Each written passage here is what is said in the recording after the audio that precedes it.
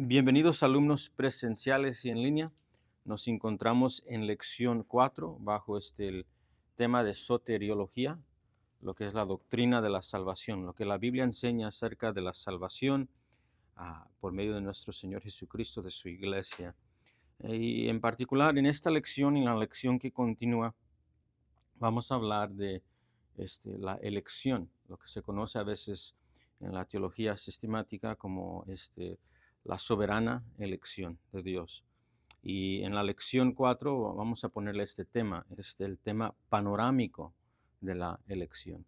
Cuando me toca enseñar sobre el tema de la elección, siempre me gusta empezar de esta manera, verlo de la manera panorámica, porque así nos hace sentido entonces cuando lo vemos en sus detalles. Así dicho eso, vamos a empezar con el tema panorámico, que es la elección.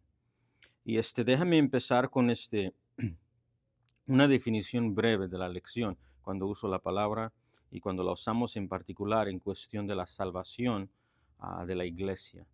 Cuando la usamos la palabra elección en particular en referencia a la salvación de la iglesia en Cristo Jesús.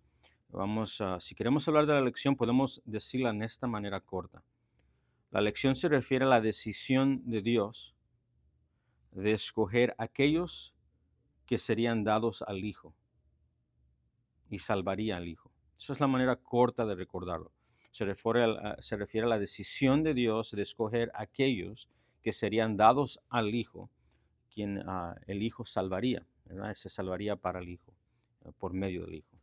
Si queremos elaborar un poco esa definición, la podemos poner de esta manera. La elección en cuestión de la salvación de la iglesia se puede definir o elaborar de esta manera. Se refiere a la decisión de Dios en la eternidad pasada de decidir a salvar y redimir a ciertos individuos y dárselos al Hijo. Es una decisión de Dios basada en su libre y soberana voluntad, su beneplácito, como lo dice las Escrituras en Efesios capítulo 1, y no en base de ninguna fe o amor previsto en aquellos a quien eligió. Esa es la manera más elaborada. No se preocupe de recordar todo en su detalle. Como le mencioné, vamos a continuar. Primero vamos a ir, me gusta usar esta ilustración, nos vamos en el helicóptero y nos vamos lo más alto que el helicóptero puede ir. Es decir, el helicóptero solo puede ir hasta cierta altura y luego ya no funciona, no se baja el avión. Y en la misma manera, cuando estudiamos las doctrinas que se conoce como las doctrinas de la gracia, en particular la doctrina de la elección, solo podemos subir hasta cierta altura y es lo que la Escritura nos deja saber. Y después de eso, nuestra mente finita no puede ir más. Entonces vamos a subir un poquito para arriba y luego bajamos el avión en la próxima lección para ver los detalles. Bueno, en el tema panorámica de la elección, este es nuestro punto grande, el tema grande de la elección. Quiero que empecemos por medio de empezar pensando acerca de la frase la eternidad pasada, la eternidad pasada. Y por curiosidad, nomás quiero ver ¿cuántos de ustedes han escuchado esa frase antes, la eternidad pasada? Okay, algunos de ustedes. ¿Es la primera vez? Ok, muy bien. Ok, cuando usamos la frase la eternidad pasada en la teología, ¿a qué se refiere esa frase? Porque cuando hablamos de la elección, tenemos que entender un poco de lo que es la eternidad pasada. Y la eternidad pasada, la Biblia habla, esto es lo que significa cuando hablamos de la eternidad pasada. La Biblia habla de un contexto anterior a la creación. La Biblia nos enseña de un contexto anterior a la creación y anterior al tiempo tal como lo conocemos. Cuando el Dios Trino, es decir, el Padre, el Hijo y el Espíritu Santo, moraban en perfecto amor y unidad, sin falta y necesidad de cosa alguna. Ya hemos hablado de los atributos de Dios, ¿verdad? Y hemos hablado de que Dios no se encuentra en necesidad de nadie o nada. Pues hubo un tiempo antes de la creación y antes de lo que nosotros conocemos como el tiempo. Una manera imperfecta de verlo es antes de que hubiera necesidad de reloj para el humano, ¿verdad? En ese contexto, moraba Dios eternamente con el Padre, Hijo y el Espíritu Santo en perfecta armonía, perfecta comunión. Y obviamente lo continúa de hacer. Pero este era un contexto antes de la creación, antes del tiempo tal como lo conocemos. A eso, aunque no sabemos mucho de eso, la Biblia no nos revela mucho de ese contexto, sí nos dice que ese contexto estaba. Y ese contexto le llamamos nosotros en la teología sistemática, y los estudiantes que estudian la Biblia le ponen una frase, y le llaman la eternidad pasada. ¿Okay? Ahora, lo más importante para un alumno de las Escrituras es dónde vemos esto, dónde se ve ese contexto antes de la creación, donde moraba Dios, Dios Trinitario, y usa la palabra moraba en una manera que se pueda entender humanamente, ¿verdad? Porque ¿dónde moraba? ¿Verdad? Obviamente Dios es espíritu, pero es un contexto donde Dios estaba fuera de ese tiempo y todavía está. Pero, ¿dónde está en la Biblia eso? Te invito a San Juan capítulo 1. Y vamos a ver en San Juan capítulo 1 unos textos que ya hemos visto a través de nuestra introducción a la teología sistemática. Vamos a empezar con el versículo 1, donde las Escrituras, Dios da testimonio de este tiempo que nosotros estamos refiriéndonos ahora, de la eternidad pasada. Versículo 1, en el principio era el Verbo, y recordamos que el Verbo es referencia al eterno Hijo de Dios, y el Verbo era con Dios. El Verbo estaba con Dios, ¿verdad? Una distinción entre Dios Padre y Dios Hijo. Y la palabra, el Verbo era con Dios, es ologos in pros ton theon, y el lenguaje original es cara a cara, ¿ok? Y la idea habla en relación íntima, ¿ok? Cara a cara, pros ton theon, relación personal e íntima. En el principio era el Verbo, es decir, antes de lo creado estaba ya el Hijo, eternamente existiendo, y el Verbo, el eterno Hijo, estaba con Dios Padre. ¿Okay? Y luego dice, y el Verbo era Dios. Este era en el principio con Dios. Y de nuevo vemos esa frase. Y dice en el versículo 3, todas las cosas por Él, por el Verbo, fueron hechas, y sin Él, sin el Hijo, el eterno Hijo de Dios, nada de lo que ha sido hecho fue hecho. Aquí vemos algo interesante, vemos varias cosas, pero una de las cosas que se nos está comunicando aquí es que antes de la creación existían las personas de la Trinidad. Ellos son coeternas. Y en eso se menciona en este texto el Padre y el Hijo en eterna existencia, si lo podemos decir de esa manera, antes de la creación y antes de lo que nos conocemos como el tiempo, y ellos en perfecta comunión uno con el otro. Y Juan en particular no va a dejar este tema. Para algunos que dicen, ¿dónde ves esto en el texto? Él no abandona el tema. Vaya al capítulo 17 y note el lenguaje que el eterno Hijo de Dios, en carne y hueso, ¿okay? Jesús dice en San Juan 17:5. San Juan 17:5. ¿Estamos ahí? Dice, ahora pues, Padre, escucha esto, glorifícame tú al lado tuyo. Mira esto, con aquella gloria que tuve contigo antes que el mundo fuese. Qué lenguaje tan interesante en San Juan 17:5. El eterno Hijo de Dios, ahora en carne y hueso, está hablando de un contexto antes del tiempo de la creación, que Él siempre eternamente compartía con el Padre. ¿Sí lo ven en el versículo 5?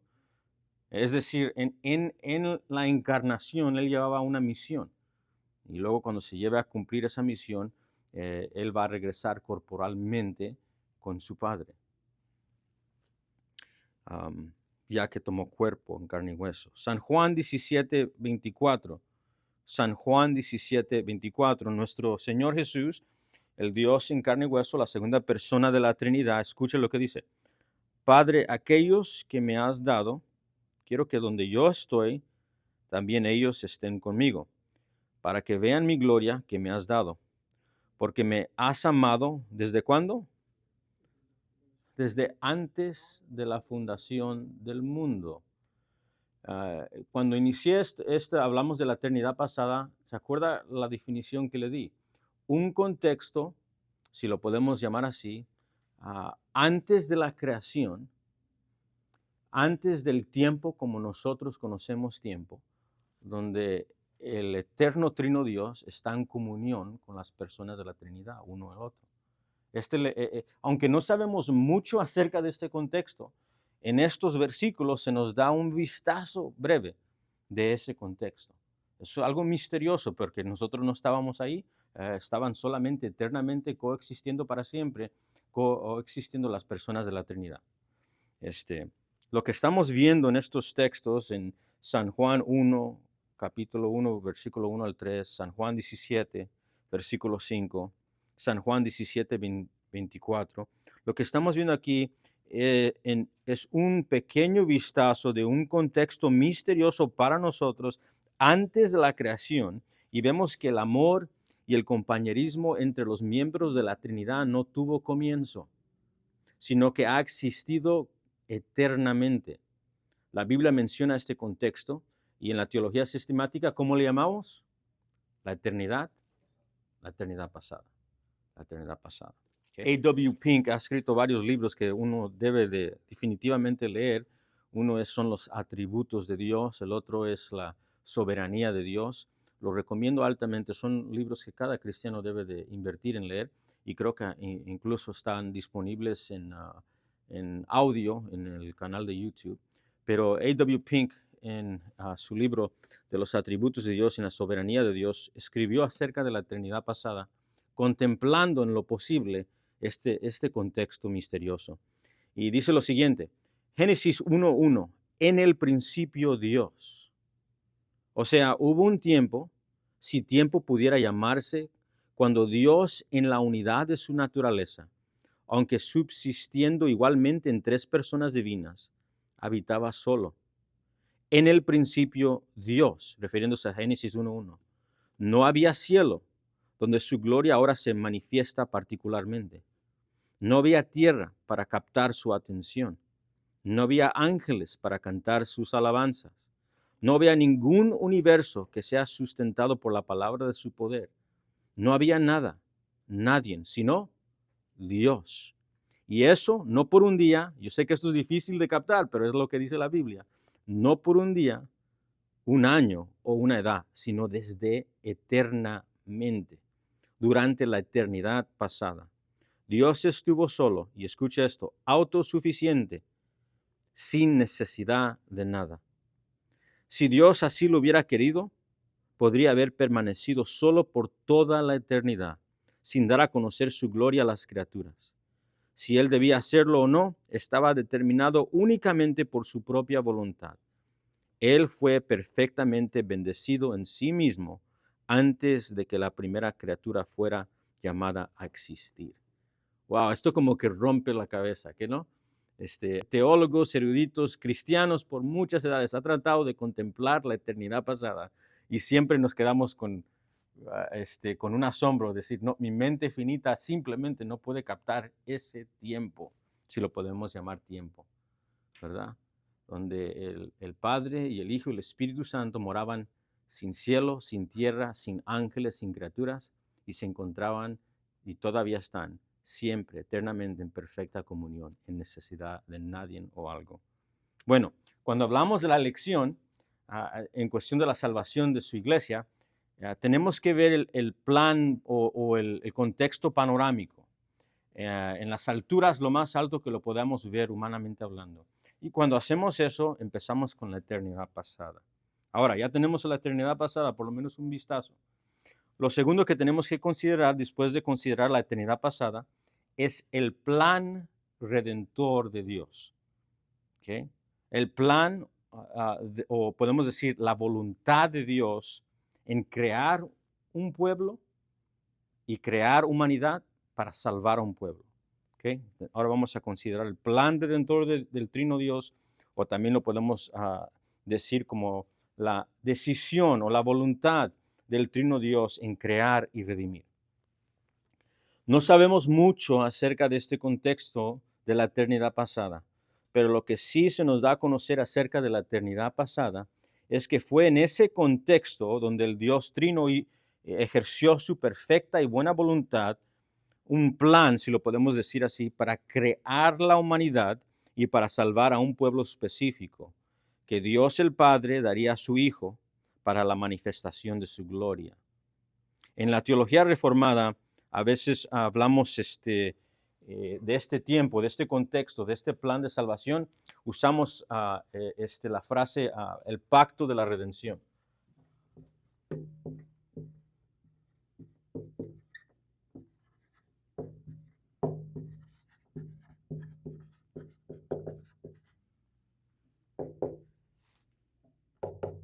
Hay muchos teólogos que batallan con esa palabra pacto.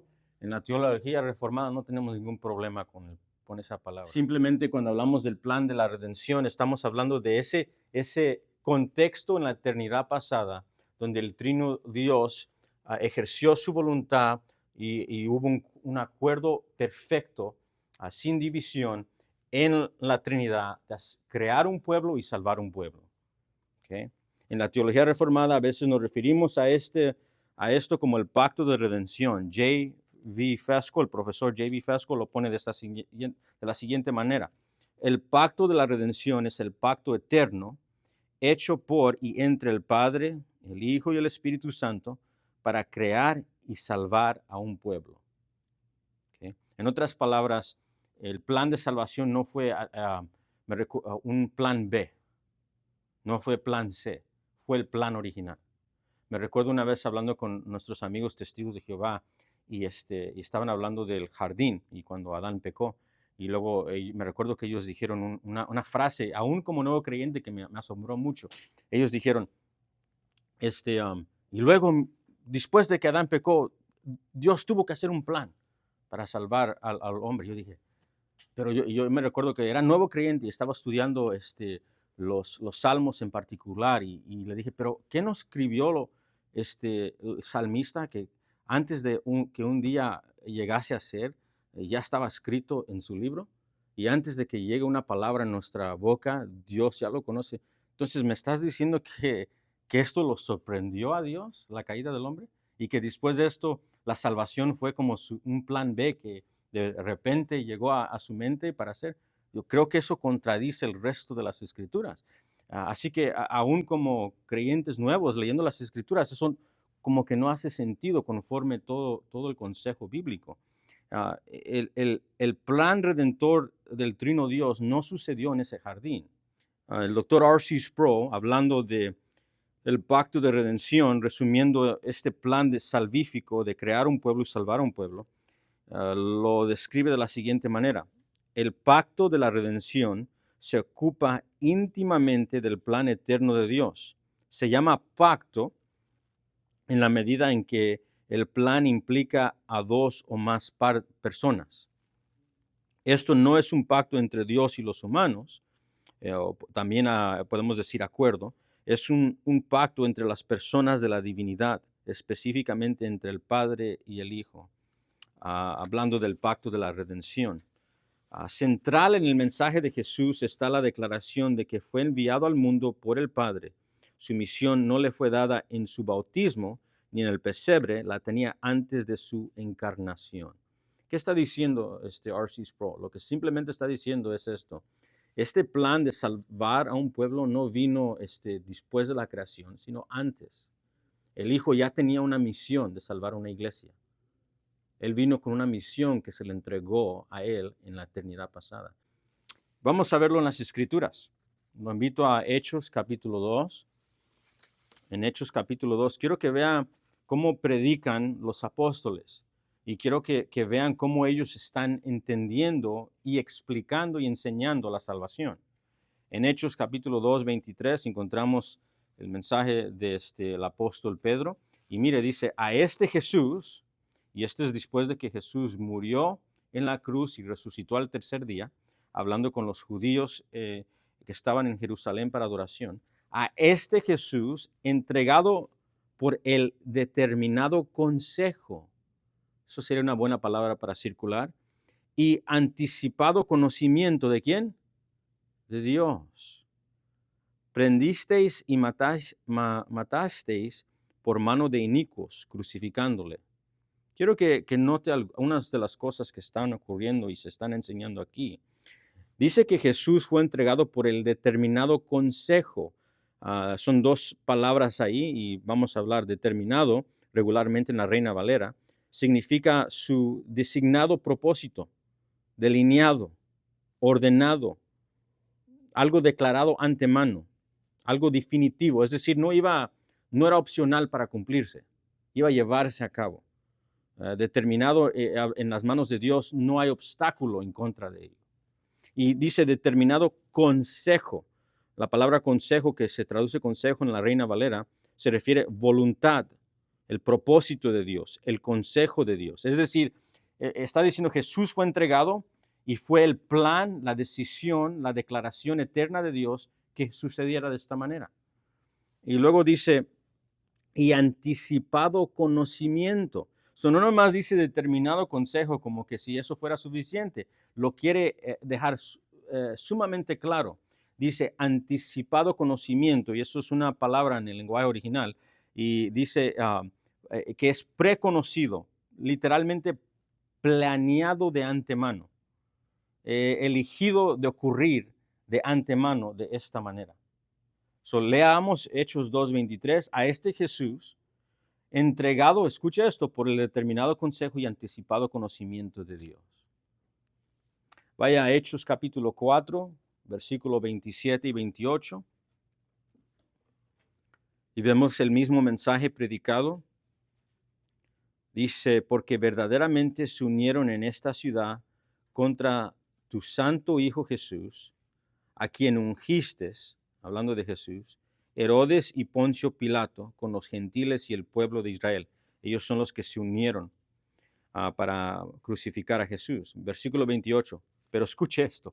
Ellos lo hicieron para hacer el propósito de crucificar a Jesús. Versículo 28. Para hacer cuanto tu mano y tu consejo habían antes determinado que sucediera. Los autores del Nuevo Testamento no están poniendo esas palabras accidentalmente. De nuevo vemos determinado. Vemos dos de las mismas palabras que ya vimos en Hechos 2. Predeterminado, predecidido, preordenado, determinado de antemano. Y les puedo dar más textos para escribir: Isaías 14:24, Isaías 37:26, Lucas 22:22, Isaías 46:10 al 11. Hay mucho más, pero lo que quiero que nos enfoquemos es que las escrituras nos enseñan, aunque no nos dicen mucho y aunque sea para nosotros difícil de captar, que el plan de salvar a una iglesia no ocurrió como plan B. No fue un plan, por decir, entre muchos, que dijo, si este no funciona, voy a usar este. Fue el plan determinado del Trino Dios en crear a una humanidad y salvar a una iglesia en medio de esa humanidad. Ok, ya hablamos de la eternidad pasada. Hablamos de que fue la voluntad del Trino Dios de crear a una humanidad y salvar a un pueblo. Ahora quiero que veamos por qué. ¿Por qué hizo esto? ¿Qué es lo que estaba haciendo en este misterioso contexto de la eternidad pasada? ¿Por qué lo hizo de esta manera?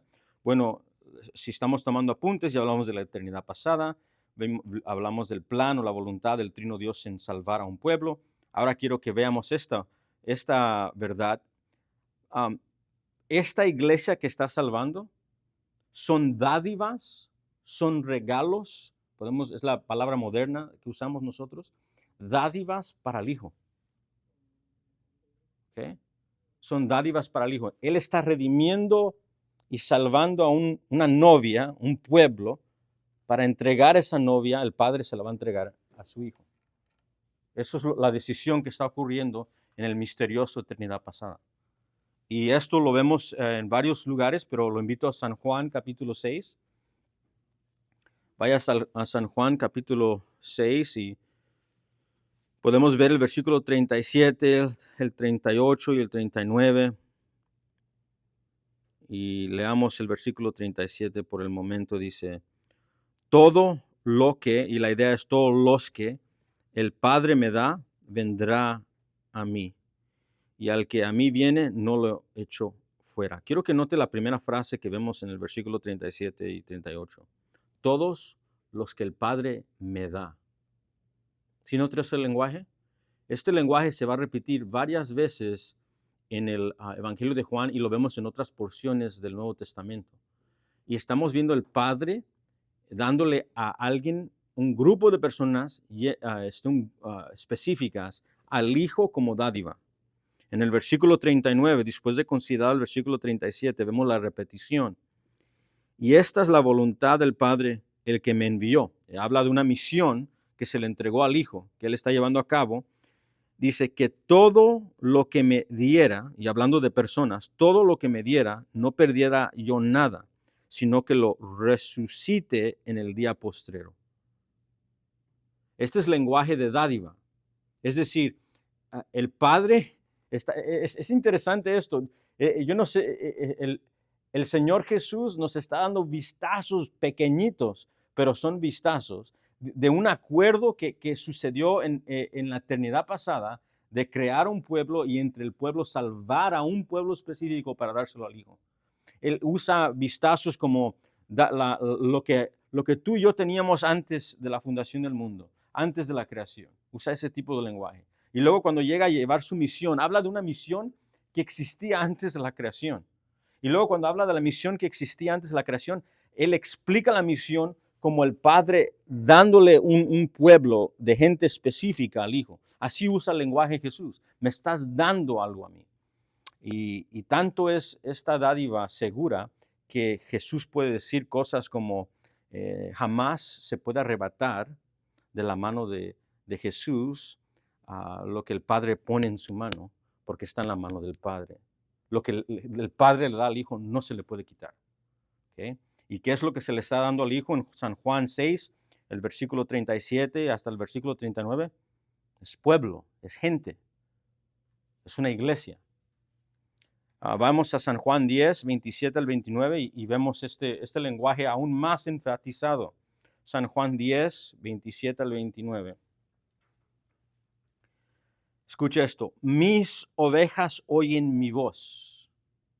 Mis ovejas. Ya está usando personal pronouns, pronombres personales. Estas son mías. ¿Por qué? Porque el Padre se las ha dado. Mis ovejas oyen mi voz y yo las conozco y me siguen. Y yo les doy vida eterna y no perecerán jamás, ni nadie las arrebatará de mi mano. Vemos un pueblo identificado como las ovejas de Cristo, porque el Padre se las ha dado.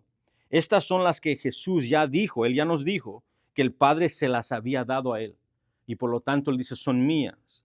Y aquí Jesús define esta iglesia, estas personas, las define como las que responderán en fe a las buenas nuevas del Evangelio del Señor Jesucristo. ¿Cómo sabemos las que son dádivas? Porque en el mundo, humanamente hablando, están respondiendo en fe a Jesús cuando él vino a morir en la cruz. El mensaje de salvación, ellos escuchan la voz del Evangelio y creen en Jesús. Y humanamente hablando se están identificando como a quienes el Padre le ha dado al Hijo. Versículo 29, quédese conmigo. Recuérdese lo que acabamos de leer en el versículo 27 y 28. Versículo 29, mi Padre que me las dio es mayor que todos y nadie las puede arrebatar de la mano de mi Padre. Son vistazos pequeños, no sabemos mucho de esto, pero lo que sí sabemos es que el Padre y el Hijo y el Espíritu, en la voluntad perfecta de la Trinidad, hicieron un plan de crear y un plan de salvar a un pueblo específico. Y si usted se pregunta por qué está salvando a este pueblo específico, la respuesta no la tiene que adivinar. La respuesta lo encontramos en los apóstoles. Escucharon al Hijo Eterno en carne y hueso hablar y orar con el Padre y lo estamos escuchando de su boca. Tú me los diste. Si queremos un paralelo humano que nos ayuda, el paralelo humano es el Padre entregando una novia a su Hijo.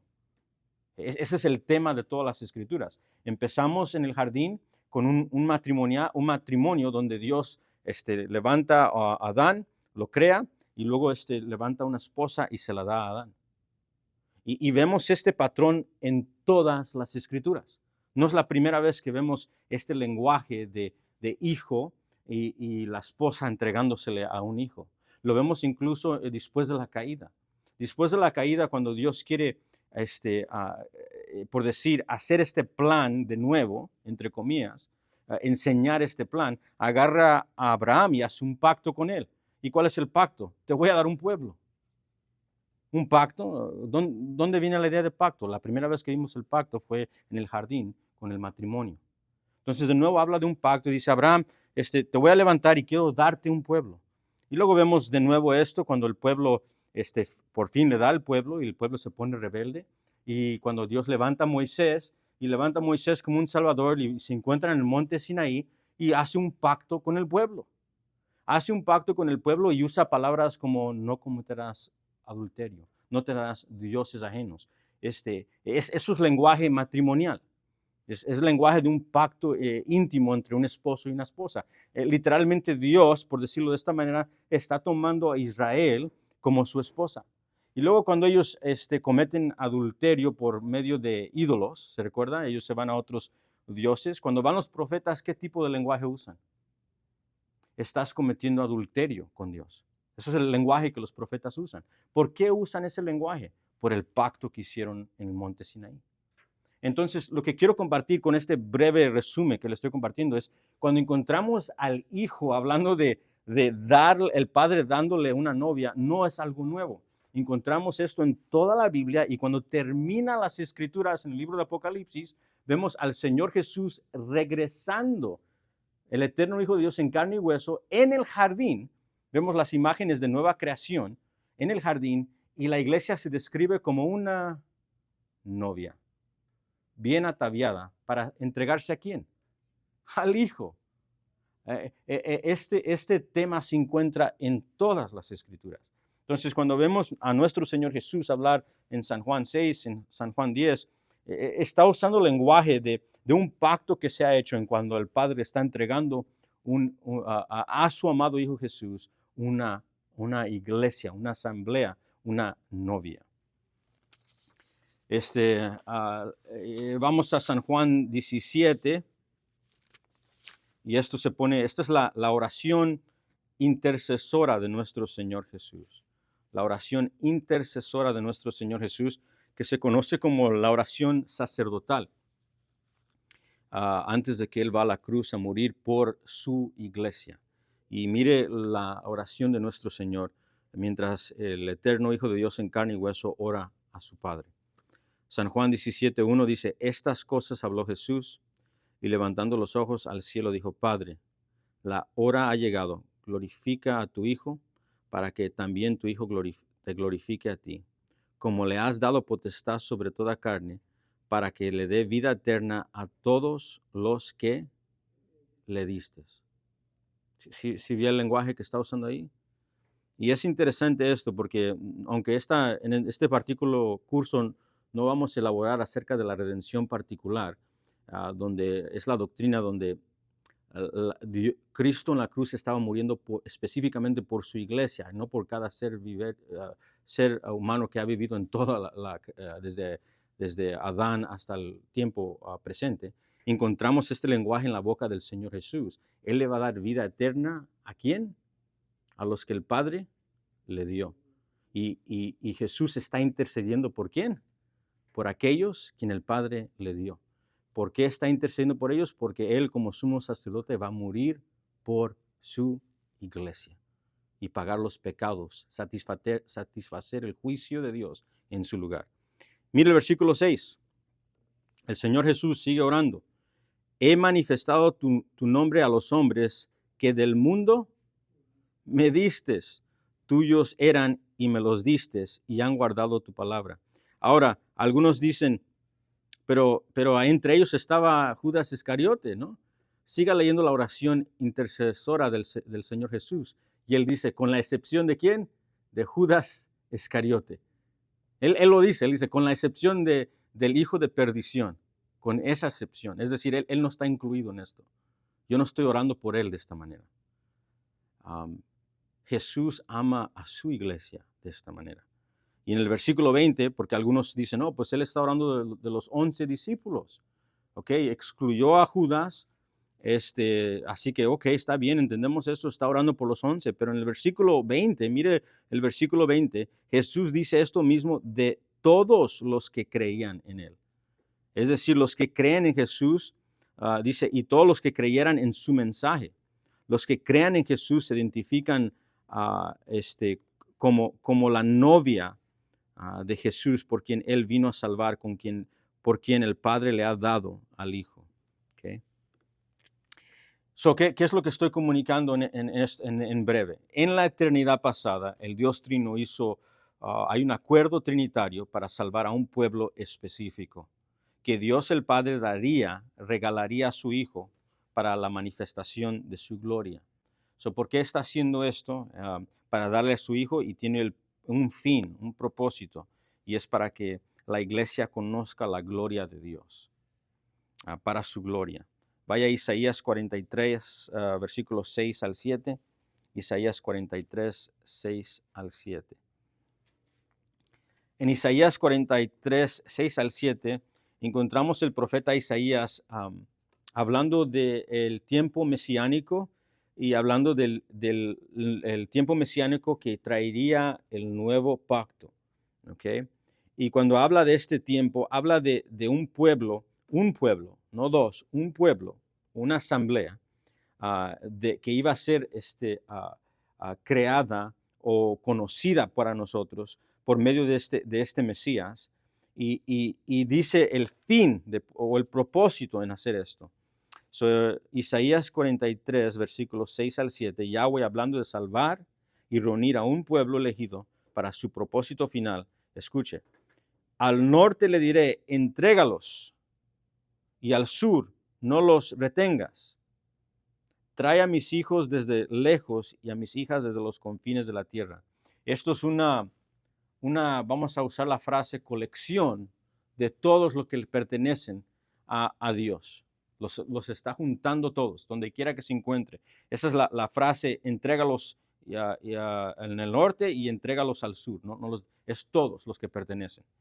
Versículo 7, trae a todo el que sea llamado por mi nombre, al que yo he creado, ¿para qué? Mi gloria, al que yo hice y formé.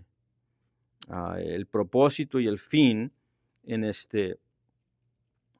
escoger a un pueblo específico para dárselo a sus hijos para la manifestación de quién Dios es. Eso es lo que significa su gloria. Él quiere darse a conocer su amor, sus perfecciones, su justicia, su misericordia, su compasión, todas sus perfecciones. Él quiere que sean dadas a conocer a esta novia.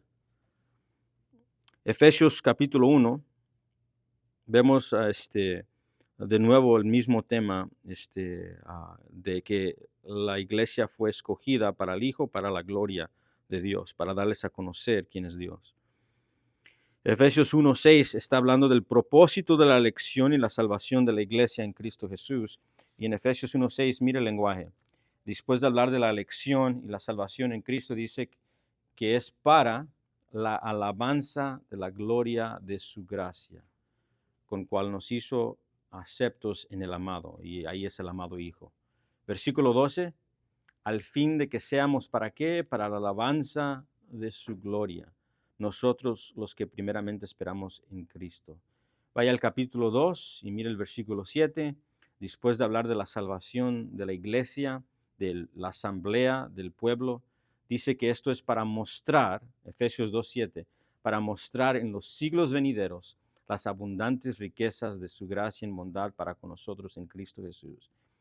Cuando Dios salva a una iglesia específica por medio de la muerte de su amado Hijo Jesucristo y entrega a pecadores redimidos a su Hijo para que ellos compartan en perfecta comunión, el propósito o el fin de esto es para que ellos disfruten en su plenitud, en todo lo posible, de disfrutar de quién Dios es. Él está dando a conocer a esta iglesia los gozos de Dios y las perfecciones de Dios, las bondades de Dios. En el capítulo 3 de Efesios, versículo 21, encontramos esta doxología del apóstol Pablo, ya que ha hablado de la elección soberana de Dios de un pueblo específico. En el capítulo 3, 21 dice, a Él sea la gloria, ¿dónde? En la iglesia, en Cristo Jesús, por todas las edades, por los siglos de los siglos. Amén. Okay. Ahora quiero resumir todo lo que le acabo de enseñar. ¿Estamos juntos? Esto es, en la eternidad pasada, el Dios Trino hizo un plan redentor para crear la humanidad y salvar a un pueblo específico con individuos específicos, que Dios Padre le daría a su amado Hijo Jesucristo para la manifestación de su gloria. La Biblia nos enseña que en la eternidad pasada el Trino Dios hizo un plan redentor, ejerció su voluntad perfecta, la voluntad trinitaria, un plan redentor para salvar a un pueblo específico. Y cuando uso la frase pueblo específico, no solamente lo estoy usando en general, un pueblo específico que significa que está compuesto de individuos específicos. No nomás escogió como un grupo sin personas. Cuando Cristo murió en la cruz, se llevó nombres a la cruz. Se llevó a gente específica. Para salvar a un pueblo específico que Dios el Padre daría a su Hijo para la manifestación de su gloria. Bueno, quédense con esto, eso es muy importante. Mi deseo es que con este tema panorámico de la lección nos prepare para hablar de esos temas controversiales, no a Dios, sino controversiales en un mundo caído que está tratando de entender los misterios del Evangelio que se han revelado en Cristo Jesús.